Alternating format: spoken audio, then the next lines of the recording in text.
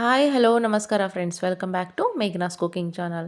ಇವತ್ತು ಸಿಂಪಲ್ಲಾಗಿ ಹಾಗೆ ಟೇಸ್ಟಿಯಾಗಿರೋಂತಹ ರೈಸ್ ಬಾತ್ನ ಹೇಗೆ ಮಾಡೋದು ಅಂತ ತೋರಿಸ್ಕೊಡ್ತಾ ಇದ್ದೀನಿ. ವಿಡಿಯೋನ ಎಲ್ಲ ಸ್ಕಿಪ್ ಮಾಡದೆ ಎಂಡ್ ತನಕ ನೋಡಿ. ಸಿಂಪಲ್ಲಾಗಿ ಟೇಸ್ಟಿಯಾಗಿ ರೈಸ್ ಬಾತ್ನ ತುಂಬ ಚೆನ್ನಾಗಿ ಹೇಗೆ ಮಾಡೋದು ಅಂತ ನೋಡ್ಕೋಬೋದು. ಈ ವಿಧಾನದಲ್ಲಿ ಮಾಡಿದರೆ ತುಂಬಾ ಚೆನ್ನಾಗಿರುತ್ತೆ. ಮೊದಲಿಗೆ ಇದಕ್ಕೆ ಬೇಕಾಗಿರೋ ಸ್ವಲ್ಪ ಮಸಾಲೆನ ಮಿಕ್ಸಿಗೆ ಹಾಕೊಂಡ್ಬಿಡೋಣ.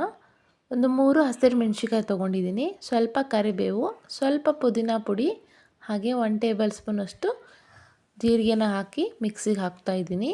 ಫ್ರೆಶ್ ಪುದೀನ ಅವೈಲೇಬಲ್ ಇರಲಿಲ್ಲ, ಹಾಗಾಗಿ ಪೌಡ್ರ್ ಮಾಡಿಟ್ಟಿರೋ ಪುದೀನ ಪುಡಿನ ಹಾಕ್ತಾಯಿದ್ದೀನಿ. ಸ್ವಲ್ಪ ಹಸಿ ಕೊಬ್ಬರಿ, 1/4 ಟೇಬಲ್ ಸ್ಪೂನಷ್ಟು ಅರಿಶಿನ ಪುಡಿ, ರುಚಿಗೆ ತಕ್ಕಷ್ಟು ಉಪ್ಪನ್ನ ಹಾಕಿಬಿಟ್ಟು ನುಣ್ಣಕ್ಕೆ ರುಬ್ಬಿ ಸೈಡಲ್ಲಿ ಎತ್ತಿಡ್ತಾಯಿದ್ದೀನಿ. ನಂತರ ಒಂದು ಕುಕ್ಕರ್ನ ತೊಗೊಂಡು ಕುಕ್ಕರ್ನ ಬಿಸಿಗಿಡ್ತಾಯಿದ್ದೀನಿ. ಬಿಸಿ ಆದಮೇಲೆ 3 ರಿಂದ 4 ಟೇಬಲ್ ಸ್ಪೂನಷ್ಟು ಎಣ್ಣೆನ ಹಾಕ್ತಾಯಿದ್ದೀನಿ. ಹಾಗೆ ಇಲ್ಲಿ ಗರಂ ಮಸಾಲ ಐಟಮ್ಸ್ನ ಹಾಕಿಬಿಟ್ಟು ಚೆನ್ನಾಗಿ ಘಮ ಬರೋ ತನಕ ಫ್ರೈ ಮಾಡ್ಕೋಬೇಕು. ಇದನ್ನು ಚೆನ್ನಾಗಿ ಫ್ರೈ ಮಾಡ್ಕೊಂಡ ನಂತರ ಬಟಾಣಿ ಕಾಳನ್ನ ಒಂದು 8 ಅವರ್ಸಷ್ಟು ನೆನೆಯಿಟ್ಟಿದ್ದೆ. ಆ ನೆನೆಸಿರೋ ಬಟಾಣಿನ ಇದಕ್ಕೆ ಹಾಕ್ಕೊಂಡ್ಬಿಟ್ಟು ಅದನ್ನು ಕೂಡ ಚೆನ್ನಾಗಿ ಫ್ರೈ ಮಾಡ್ತಾಯಿದ್ದೀನಿ. ಫ್ರೈ ಆದ ನಂತರ ಒಂದು ಈರುಳ್ಳಿನ ಸ್ವಲ್ಪ ಚಿಕ್ಕದಾಗಿ ಕಟ್ ಮಾಡಿಕೊಂಡು ಹಾಕ್ತಾಯಿದ್ದೀನಿ. ಈರುಳ್ಳಿನೂ ಕೂಡ 1 ರಿಂದ 2 ನಿಮಿಷ ಫ್ರೈ ಮಾಡ್ಕೋಬೇಕು. ಹಾಗೆ ಅರ್ಧ ಟೇಬಲ್ ಸ್ಪೂನಷ್ಟು ಶುಂಠಿ ಬೆಳ್ಳುಳ್ಳಿ ಪೇಸ್ಟ್ನ ಹಾಕ್ತಾಯಿದ್ದೀನಿ. ಶುಂಠಿ ಬೆಳ್ಳುಳ್ಳಿ ಪೇಸ್ಟು ಹಸಿ ವಾಸನೆ ಹೋಗೋ ತನಕ ಚೆನ್ನಾಗಿ ಫ್ರೈ ಮಾಡ್ಕೋಬೇಕು.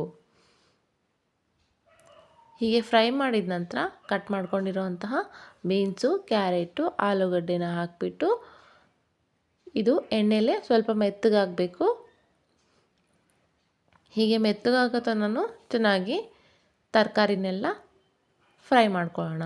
ನಂತರ ಒಂದು ಸ್ವಲ್ಪ ಮೆಂತ್ಯ ಸೊಪ್ಪು ಚಿಕ್ಕದಾಗಿ ಕಟ್ ಮಾಡ್ಕೊಂಡು ಇಟ್ಕೊಂಡಿದ್ದೆ, ಆ ಮೆಂತ್ಯ ಸೊಪ್ಪನ್ನು ಇದಕ್ಕೆ ಹಾಕಿಬಿಟ್ಟು ಚೆನ್ನಾಗಿ ಫ್ರೈ ಮಾಡ್ತಾಯಿದ್ದೀನಿ. ಮೆಂತ್ಯ ಸೊಪ್ಪನ್ನ ಹಾಕೋದ್ರಿಂದ ತುಂಬಾ ಟೇಸ್ಟ್ ಕೊಡುತ್ತೆ.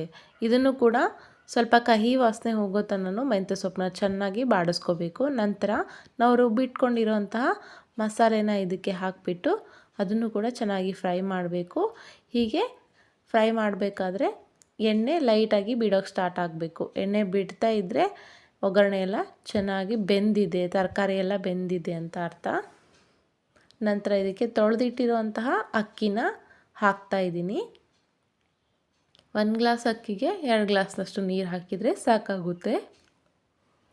ಅಕ್ಕಿ ಹಾಕಿದ ನಂತರ ಈ ತರಕಾರಿ ಒಗ್ಗರಣೆ ಜೊತೆಗೆ ಚೆನ್ನಾಗಿ ಮಿಕ್ಸ್ ಮಾಡಬೇಕು. ಹೀಗೆ ಮಿಕ್ಸ್ ಮಾಡೋದ್ರಿಂದ ಅನ್ನ ತುಂಬ ಉದುರಾಗಿ ಮೆದುವಾಗಿ ಚೆನ್ನಾಗಿ ಬರುತ್ತೆ.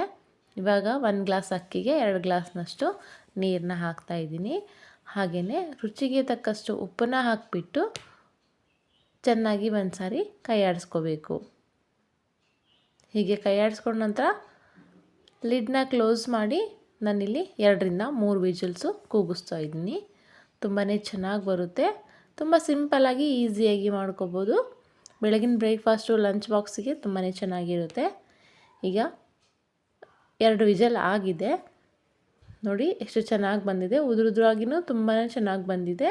ಹೀಗೆ ಒಂದು ಸಾರಿ ಮಿಕ್ಸ್ ಮಾಡ್ಕೊಂಡ್ಬಿಟ್ರೆ ಬೆಳಗಿನ ಬ್ರೇಕ್ಫಾಸ್ಟು, ಲಂಚ್ ಬಾಕ್ಸ್ಗೆ ರೈಸ್ ಬಾತ್ ರೆಡಿ ಆಗುತ್ತೆ. ನಿಮಗೂ ಈ ರೆಸಿಪಿ ತುಂಬಾ ಇಷ್ಟ ಆಗಿದೆ ಅನ್ಕೋತೀನಿ. ಇಷ್ಟವಾದರೆ ಲೈಕ್ ಮಾಡಿ, ಶೇರ್ ಮಾಡಿ, ಸಬ್ಸ್ಕ್ರೈಬ್ ಮಾಡಿ. ಹಾಗೆ ಪಕ್ಕದಲ್ಲಿರೋ ಬೆಲ್ ಐಕಾನ್ನ ಪ್ರೆಸ್ ಮಾಡಿ. ಧನ್ಯವಾದಗಳು.